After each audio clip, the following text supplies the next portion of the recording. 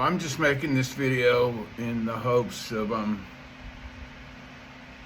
documenting my feelings about what the situation in Israel and Gaza is, what's going on, and trying to wake some people up to the fact that none of us knows what is actually going on. I have a friend who has a son that's in military intelligence, and he asked her specifically, do not comment about this at all, because no one knows what the truth really is. No one.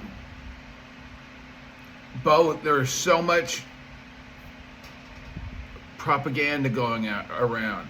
The people who are benefiting from this the most is Russia, and there is a lot. I mean, the Sean, the guy with the grill. Just look up Sean talks about Russian bots on the search bar.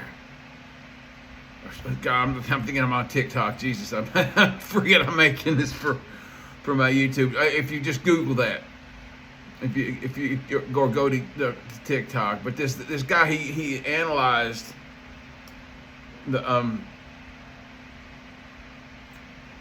TikTok algorithm and the way the TikTok works, and he said it's printing money, and that it is a propaganda tool like no other and Russia is using it as such. They've got a bunch of bots on there, and I've run into a bunch of them, and they will say the most inflammatory things, and they're trying to get people to vote third party. And that's why you have people like Jill Stein, who is a spoiler. You got these guys. I would not be surprised at all just to find out that Jill Stein is being paid by Russia, or it is supported by them in some way. Same thing with Cornel West. I don't like President Biden, okay? I've made that very clear. I'm not a fan of his, but there are things going on that we have no idea about, and he is not the controller of the world, okay? We have treaties with countries. We have promised, imagine how Americans would have reacted if after 9/11 people had stopped weapons shipments to us. Now, I'm not trying to side with the IDF in any way, okay? You can see I've got two different buttons I wear, and I believe in both of the sentiment in both of them strongly. But both sides are just destroying the Palestinian civilians. Hamas wants people hurt, okay? And then when they put images of this, and then they call it Joe Biden's genocide, and try, because you can bet that Russia and everybody wants Donald Trump reelected, as far as Benjamin Netanyahu and Russia and China, because they know that Trump will not interfere if they try to take, like Russia will take Ukraine, China will probably take Taiwan. The Middle East will be an absolute nightmare, and Trump will allow them to do anything they want to the Palestinians. He says that they're not doing enough now. Now, yes, I agree that the IDF is absolutely abhorrent. What they're doing is just absolutely ridiculous. But you also have to understand that, like, for example, that tent encampment that they bombed a couple nights ago, Hamas had put their arms cache in between two tent encampments. So yeah, I wondered why there was only 40 people unalive if it would have hit a tent encampment. And then I realized it was in between the two tent encampments. It was an arms cache, and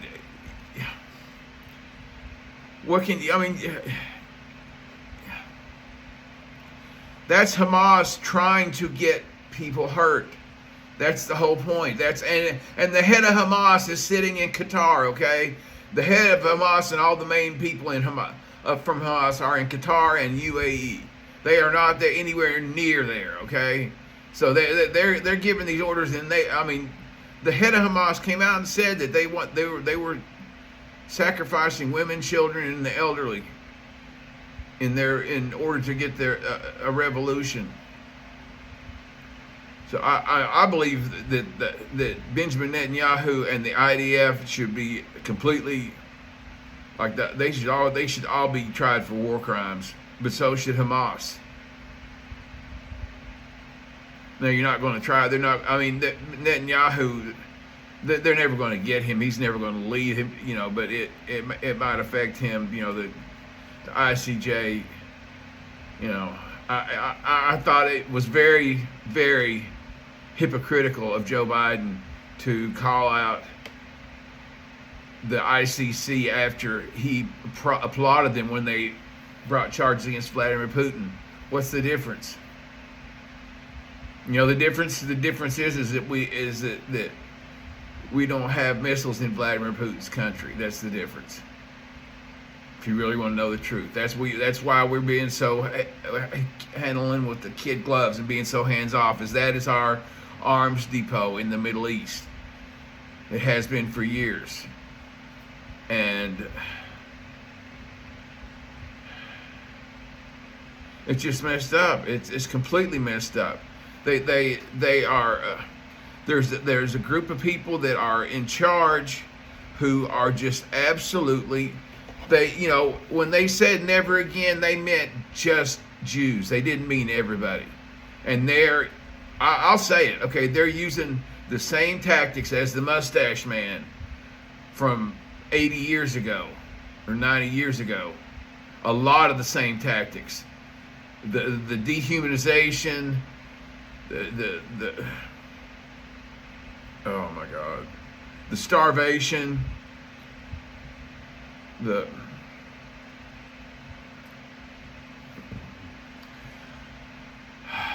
so the point of all of this is that the Palestinian people are paying the price for all of this. And as fucked up as that is, I don't know that there's anything Joe Biden can do right now to stop that. The boom booms the weapons are already there.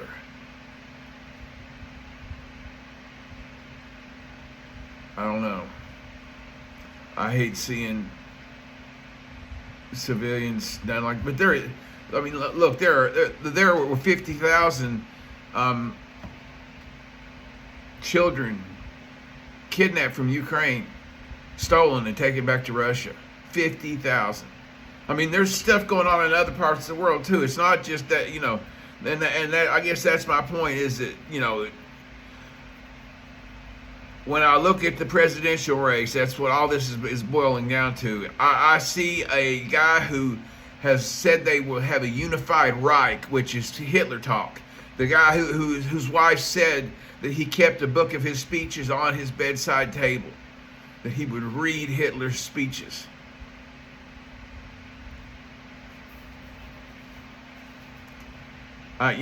Trust them. Look up Project 2025. If you are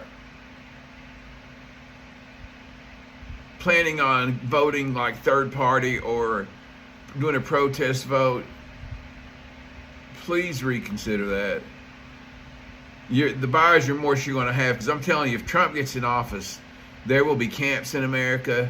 It will be a hellscape that you cannot imagine.